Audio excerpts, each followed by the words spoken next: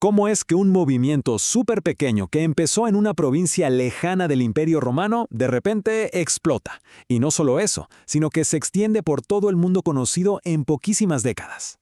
Bueno, esa es justo la increíble historia que nos cuenta el libro de los Hechos. Y la verdad, se lee menos como un texto antiguo y más como, no sé, un guión de película de acción. Trata sobre una idea que simplemente nadie pudo detener. Y todo, absolutamente todo, comienza con esta orden final. Esta frase, que Jesús pronuncia justo antes de su ascensión, no es solo una instrucción, para nada. Es en realidad un mapa, una especie de hoja de ruta que nos va a guiar por toda esta historia.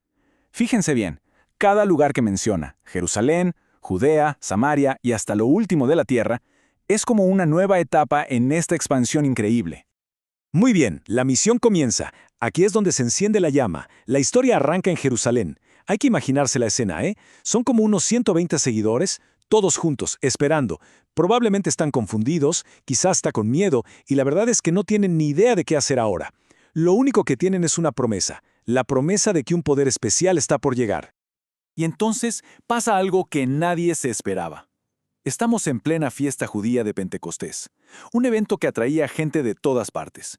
Y justo ahí, un suceso sobrenatural sacude al grupo. El texto lo describe como un viento fuertísimo, casi un estruendo, y lenguas como de fuego. De repente estos seguidores, que eran de Galilea, empiezan a hablar en un montón de idiomas distintos. Imagínense el gentío que se forma. Es una mezcla de asombro, de gente que no lo puede creer, un caos total. Pero, en medio de todo ese caos, alguien pone orden. Se levanta el apóstol Pedro. Y ojo, es el mismo Pedro que, unas semanas antes, había negado a su líder. Pero ahora, con una valentía que nadie le conocía, se para frente a todos y empieza a hablar. Conecta todo lo que está pasando con profecías antiguas y suelta el mensaje central. Ese Jesús al que crucificaron ha resucitado. ¿Y cuál fue el resultado de ese primer discurso? Bueno, este número, 3,000. Así es, 3,000 personas. Ese mismo día, 3,000 personas se unieron al movimiento y se bautizaron. O sea, no fue un crecimiento lento, para nada. Fue una explosión. La pequeña chispa se acababa de convertir en un incendio. Y esta nueva comunidad era algo completamente diferente a lo conocido. Se definía por una generosidad que hoy nos parecería increíble. La gente vendía sus cosas para compartir el dinero y asegurarse de que a nadie le faltara nada. Vivían súper unidos, aprendiendo juntos, compartiendo el día a día. El movimiento no solo estaba creciendo en cantidad de gente, sino en una forma de vida totalmente nueva. Ahora el mensaje empieza a cruzar fronteras. Pero claro, tanto éxito en Jerusalén empezó a llamar la atención, y no de la buena. Llegó la oposición. Las autoridades intentaron apagar este fuego, pero, y aquí viene lo irónico, la persecución terminó siendo el combustible que lo hizo crecer aún más. Fue justo lo que lo empujó fuera de Jerusalén. El punto de quiebre, el momento que lo cambió todo, fue la ejecución pública de Esteban, uno de los líderes. Esto desató una persecución tremenda, tan fuerte que obligó a los creyentes a salir huyendo de Jerusalén. Y al irse a otros lugares, pues se llevaron el mensaje con ellos. Casi sin querer, estaban cumpliendo a la siguiente etapa del mapa, llegar a Judea y Samaria. Y este fue un cambio crucial. A ver, lo que había empezado como un movimiento interno del judaísmo, de repente empezó a romper barreras. Barreras culturales, étnicas, de todo. Por ejemplo, apóstoles como Felipe le comparten el mensaje a los samaritanos, un grupo con el que los judíos llevaban siglos de pleito. La puerta, digamos, se estaba abriendo para todo el mundo. Ahora, el corredor inesperado. Si esto fuera una película, justo aquí aparecería el villano de la historia. Su nombre, Saulo de Tarso. Él era, sin duda, el enemigo público número 1 de este movimiento. Un tipo brillante, súper apasionado, y con una sola meta, acabar con ellos por completo. Y que quede claro, Saulo no era un simple opositor. Para nada. Él tenía permiso oficial del mero mero para irse hasta Damasco, encontrar a la gente de este camino, así le decían al movimiento al principio, y traerlos a la cárcel. Su misión era, literalmente, cazarlos y destruir su fe a la fuerza.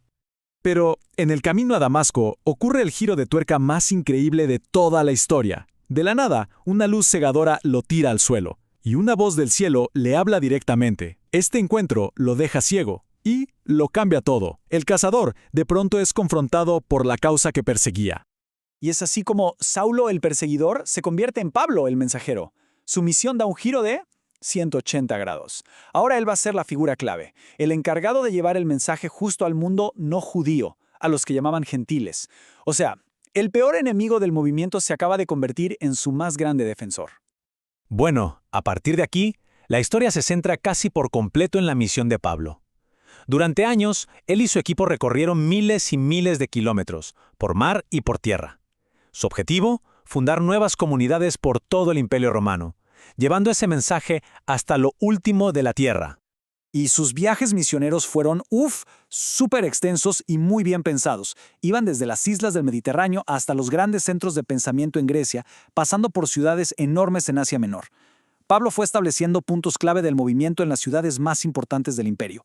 Básicamente, creó una red de comunidades que estaban conectadas entre sí. Pero claro, esta expansión hacia los no judíos generó un debate enorme. La pregunta era, ¿la gente nueva tiene que volverse culturalmente judía para poder unirse? La respuesta se decidió en una reunión importantísima en Jerusalén, y la decisión final, con Jacobo y Pedro a la cabeza, fue un no rotundo. Y ese fue el momento que oficialmente le abrió las puertas a gente de todo el mundo. Pero, ojo, no hay que pensar que este avance fue fácil. Para nada. El mensaje de Pablo iba en contra de muchas cosas, normas sociales, religiosas, hasta económicas. Y por eso la oposición que enfrentó fue brutal. Lo apedrearon, le dieron latigazos, lo metieron a la cárcel y hasta hubo disturbios y planes para matarlo. Nada fácil. Y ahora, el destino final, Roma. A pesar de todos los problemas, había una ciudad que siempre estuvo en la mira de Pablo. El centro de poder del mundo, el corazón del imperio, Roma. Y bueno, el último acto del libro de Hechos nos cuenta el viaje súper dramático que finalmente lo lleva hasta allá. Y el viaje a Roma fue toda una aventura.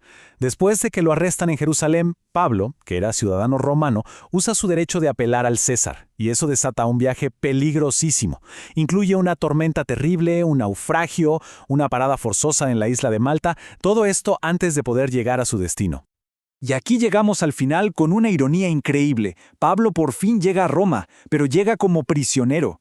Y sin embargo, aún estando bajo arresto en una casa, el libro termina diciéndonos que él predicaba el mensaje abiertamente y sin que nadie se lo impidiera.